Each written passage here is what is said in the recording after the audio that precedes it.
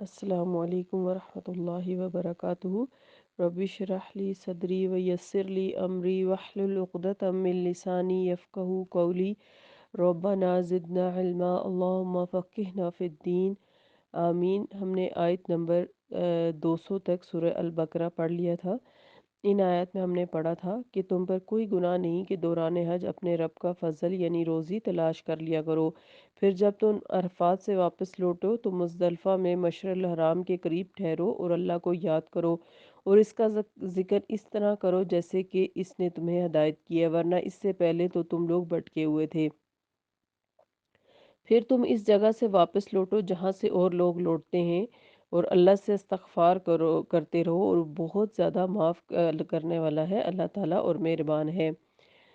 جب تم حج کے ارکان پورے کر لو تو اللہ کا ذکر کرتے رہو جیسا کہ اپنے باپ دادا کا ذکر کرتے تھے، بلکہ اس سے بھی زیادہ شدت سے کیا کرو۔ لوگوں میں کوئی ایسا ہے جو کہتا ہے ربنا آتنا فی الدنیا وما لہ فی الآخرۃ من خلاق۔ لوگوں میں کوئی ایسا ہے جو کہتا ہے کہ اے ہمارے رب ہمیں دنیا ہی میں سب کچھ عطا فرما دے، اس کا آخرت میں کوئی حصہ نہیں۔ آج کی آیات وَمِنْهُمْ مَن يَقُولُ، اور ان میں سے کوئی ایسا ہے جو کہتا ہے ربنا آتنا فی الدنیا حسنۃ وفی الآخرۃ حسنۃ وقنا عذاب النار۔ اے ہمارے رب ہمیں دنیا میں بھی بھلائی عطا فرما اور آخرت میں بھی بھلائی عطا فرما، اور ہمیں آگ کے عذاب سے بچا لے۔ تو ان آیات میں دو گروہوں کے انداز فکر اور انجام کا ذکر ہے۔ ایک دنیا کے مفادات اور مقصد کا طلبگار ہے، حرص اور ہوا کا بندہ ہے۔ اس کے قلب اور ذہن پر دنیا ہی چھائی ہوئی ہے اور اس کی دعائیں طلب دنیا تک ہی محدود ہیں، اور وہ تو آخرت کے تصور سے ہی محروم ہے۔ تو اس کے حصول کے لیے ہی صحیح اور جد و جہد بھلا کیا کرے گا، لہٰذا آخرت میں اس کا کوئی حصہ ہی نہیں ہوگا۔ اس کے برعکس عقل سلیم رکھنے والا اللہ کا مومن بندہ دنیا کو متاع قلیل یعنی تھوڑا فائدے کی چیز سمجھتے ہوئے اس کو آخرت کے حصول کا ذریعہ سمجھتا ہے، لہٰذا یہاں کھیتی تیار کر کے آخرت میں فصل کاٹنے کا آرزو مند ہوتا ہے۔ اس کا ایمان ہے کہ یہاں کی گئی محنت کا بدلہ یہاں بھی ملے گا، لیکن آخرت میں بھی تو خوب بڑھا چڑھا کر ملے گا، جیسے 10 گنا سے لے کر 700 گنا تک عطا کیا جائے گا۔ اس لحاظ سے وہ دنیا اور آخرت دونوں میں خیر اور بھلائی کی دعا کرتا ہے۔ حج کے ایام اللہ سے قربت اور دعاؤں کی مقبولیت کا بہترین لمحات فراہم کرتے ہیں، اور ان میں کثرت سے دعائیں مانگنے کی تاکید ہے، اور یہ دعا بہت ہی جامع ہے، چنانچہ کثرت سے یہ دعا مانگنا چاہیے۔ بالخصوص سعی اور طواف میں رسول اللہ صلی اللہ علیہ وسلم بہت کثرت سے یہ دعا مانگا کرتے تھے۔ اس میں جو کہا گیا کہ ربنا آتنا فی الدنیا حسنہ، اے ہمارے رب ہمیں دنیا میں بھلائی عطا فرما، تو دنیا کی بھلائیوں میں صحت، رزق، شادی، اولاد، مال، دنیا کی باقی نعمتیں اور بیماری سے شفا وغیرہ کے لیے پڑھ سکتے ہیں۔ آپ صلی اللہ علیہ وسلم نے اس دعا کو شفا بھی کہا ہے۔ اور وفی الآخرۃ حسنہ، آخرت میں بھی بھلائی عطا فرما۔ تو آخرت کی بھلائیوں میں کیا کیا آتا ہے کہ خوف سے امن۔ آپ کو پتہ ہے کہ اس دن حشر کے میدان میں ہر طرف خوف ہی خوف ہوگا، لیکن جو مومن ہوں گے ان کو خوف سے امن ملے گا۔ پھر ان کو نامہ اعمال دائیں ہاتھ میں ملے گا۔ اس کے بعد اس کے علاوہ پل صراط کو خیریت سے پار کر جانا، یہ بھی حسنہ ہے۔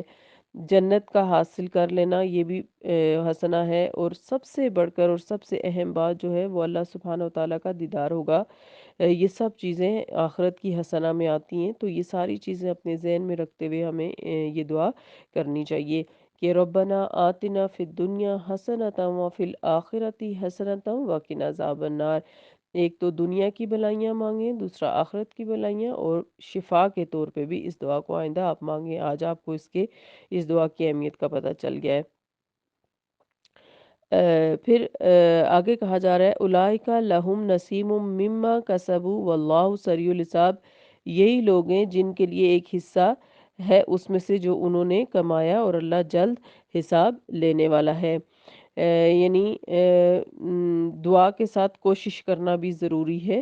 اگر سب کوشش دنیا کے لیے ہوگی تو دنیا ملے گی، اور آخرت کے لیے کوشش کی ہوگی تو آخرت ملے گی۔ دعا اور کام یعنی عمل کرنا دونوں لازم اور ملزوم ہیں۔ اور اگر کوئی غلط دعا مانگے گا تو وہ دنیا میں بھی جلد قبول ہو جائے گی، اور آخرت میں بھی اس کی پکڑ ہوگی۔ اس لیے دعائیں جو ہیں وہ بہت سوچ سمجھ کر مانگنی چاہیے۔ واللہ سریع الحساب، اور اللہ تعالیٰ جلد حساب لینے والا ہے۔ وَاذْكُرُوا اللَّهَ فِي أَيَّامٍ مَّعْدُودَاتٍ، خصوصاً یہاں پر جو ہے وہ ایام تشریق مراد ہیں، ذی الحج کے 11 اور 12۔ اور کیونکہ اور یہ جو ذکر کرنے کو کہا جا رہا ہے، یہ تکبیرات کہا جا رہا ہے، کیونکہ حج کرنے کے بعد تکبر نہ آئے، اس لیے حاجی کو فرمایا کہ اللہ کا ذکر کرو ان گنے ہوئے دنوں میں۔ فمن تعجل فی یومین فلا اسم علیہ فمن ومن تاخر فلا اسم علیہ لمن اتقى واتقوا اللہ واعلموا انکم الیہ تحشرون۔ پھر جو جلدی کر کے 2 دنوں میں ہی چلا گیا، اس پر بھی کچھ گناہ نہیں، اور جو تاخیر کرے اس پر بھی کوئی گناہ نہیں۔ ہم چونکہ حج کے بارے میں پڑھ رہے ہیں تو حج کے حوالے سے ہی احکامات دیے جا رہے ہیں کہ مینا میں 12 یا 13 تاریخ تک قیام کرنا، اس دوران شیطان کو کنکریاں مارنا اور ذکر و اذکار جیسے بتایا ابھی کہ تکبیرات خصوصاً میں مشغول رہنا ہے۔ 12 تاریخ کو کنکریاں مارنے کے بعد جو لوگ مغرب سے پہلے مینا سے چلے جائیں تو اس کی اجازت ہے، اور اگر نہ جا سکیں یا بخوشی رکنا چاہیں تو پھر وہ دن بھی انہیں وہیں لگانا ہوگا۔ وہ 13 کو بھی رمی کریں گے اور پھر مکہ واپس آ جائیں گے۔ دور جہالت میں 13 تاریخ تک ٹھہرنے کی جو پابندی تھی، اس کو ختم کر دیا گیا، اور شکوک و شبہات کا سدباب کرتے ہوئے فرمایا کہ ایک دن پہلے یا بعد میں جانے سے کوئی فرق نہیں پڑتا، اصل مقصد تو تقوی ہے۔ اس کو ذہن میں رکھا جائے اور اس وقت کو ذکر اور دعاؤں میں صرف کیا جائے، نہ کہ فضول دنیاوی باتوں یا اپنے باپ دادا کی تعریفوں میں وقت گزارا جائے۔ تو اس لیے حج جو ہے وہ حج جیسا جو موقع ہے، اس میں ہمیں کثرت سے ذکر و اذکار کرنے چاہیے، اور سارا وقت جو ہے وہ اللہ تعالیٰ کی رضا میں لگانا چاہیے۔ اس سے آگے فرمایا کہ وَمِنَ النَّاسِ مَن يُعْجِبُكَ قَوْلُهُ فِي الْحَيَاةِ الدُّنْيَا وَيُشْهِدُ اللَّهَ عَلَى مَا فِي قَلْبِهِ۔ اور لوگوں میں سے کوئی تو ایسا ہے کہ اس کی بات دنیا کی زندگی میں تمہیں بہت ہی اچھی لگتی ہے، اور جو کچھ اس کے دل میں ہے اس پر اللہ کو گواہ بناتا ہے، حالانکہ وہ بہت ہی جھگڑالو ہے۔ یہاں پر منافقین کا کردار بیان کیا جا رہا ہے، اور یوجبو کا پہلے مخاطب آپ صلی اللہ علیہ وسلم ہیں کہ آپ کو جو ہے وہ کچھ لوگوں کی باتیں بہت متاثر کرتی ہیں، یعنی دنیاوی معاملات میں گفتگو میں وہ ماہر ہوتے ہیں، لیکن دین کے معاملے میں انہیں بالکل چپ لگ جاتی ہے، کیونکہ دین سے ان کا کوئی زیادہ سروکار نہیں ہوتا۔ تو کہا جاتا ہے کہ یہ شخص اخنس بن شریک تھا، اسلام سے پھر کر واپس مکہ چلا، اور راستے میں جو کھیت نظر آیا اس کو جلایا، جو مسلمان نظر آیا اس کو مارا۔ تو یہ ایک منافق کا کردار ہے۔ بخاری اور مسلم کی روایات کے مطابق منافق قول اور دل کے تضاد کا شکار ہوتا ہے، یعنی جو وہ کہتا ہے اس پر اس کا عمل نہیں ہوتا، وہ صرف لوگوں کے لیے باتیں کر رہا ہوتا ہے۔ بات بات پر جھگڑا کرنا اور بدکلامی کرنا اس کی عادت ہوتی ہے۔ معاشرے میں اپنا مقام بنانے کے لیے ایسا شخص اپنی شخصیت کو پرکشش بنانے، چرب زبانی اور سحر بیانی یعنی جادوئی انداز بیاں میں کمال حاصل کرنے لگتا ہے، اور حق اور ناحق کی پرواہ کیے بغیر لوگوں کے پسند اور ناپسند کا لحاظ رکھتے ہوئے اس طرح بات کرتا ہے کہ لوگوں کو اس کی باتیں اچھی لگیں۔ بات بات پر قسم کھا کر اپنی سچائی اور اخلاص پر اپنے آپ کو مصلح ثابت کرتا ہے کہ میں سب سے زیادہ اصلاح کرنے والا ہوں معاشرے میں، اور ہر بات میں اللہ کو گواہ بناتا ہے، حالانکہ وہ بدترین قسم کا جھگڑالو ہوتا ہے۔ تو جھگڑالو جو ہوتا ہے وہ بہت زیادہ بحثیں بھی کرتا ہے، اور بات بات پر قسم بھی کھاتا ہے، اور گفتگو اور لین دین معاملات ہر چیز میں وہ جھگڑا کرتا ہے۔ تو یہاں پر ہمیں بتایا گیا کہ یہ شخص جس کے کردار کا خاکہ یہاں پیش کیا گیا، عوام میں تو ایک مصلح کے روپ میں آتا ہے کہ میں اصلاح کرنے والا ہوں، لیکن اس کی شخصیت کا اصل روپ اس کی نجی محفلوں یا گھریلو زندگی میں پتہ چلتا ہے، جہاں وہ ایک فسادی اور تخریب کار کی حیثیت سے کھل کر سامنے آ جاتا ہے۔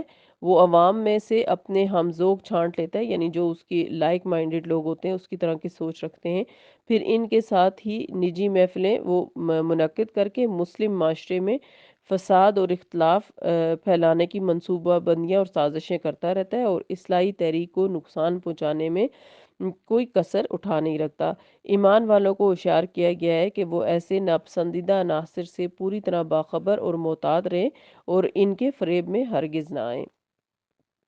پھر کہا جا رہا ہے کہ وَإِذَا قِيلَ لَهُ اتَّقِ اللَّهَ وَإِذَا تَوَلَّى سَعَىٰ فِي الْأَرْضِ لِيُفْسِدَ فِيهَا وَيُهْلِكَ الْحَرْثَ وَالنَّسْلَ وَاللَّهُ لَا يُحِبُّ الْفَسَادَ۔ جب وہ پیٹھ پھیرتا ہے تو اس کوشش میں لگ جاتا ہے کہ زمین پر فساد پھیلائے اور کھیت اور نسل کو برباد کرے، تو اللہ فساد کرنے والوں کو پسند نہیں کرتا۔ تو جیسا کہ ابھی ہم نے پڑھا کہ وہ لوگوں کے سامنے تو ایک اصلاح کرنے والے کردار میں ہوتا ہے، لیکن اس کی جو گھریلو زندگی ہوتی ہے یا نجی محفلیں ہوتی ہیں تو اس میں پتہ چلتا ہے کہ اس کے ارد گرد بھی اسی جیسے لوگ ہوتے ہیں جن کے ساتھ مل کر وہ مسلمانوں کو یا اسلام کو نقصان پہنچانے کی کوشش کرتا ہے اور فصل اور کھیتیوں کو تباہ کرتا ہے، یعنی اس کے معاملات ہر طرف ایسے ہی ہوتے ہیں کہ وہ زمین میں فساد پھیلاتا ہے، زمین کے نظام کو بگاڑتا ہے۔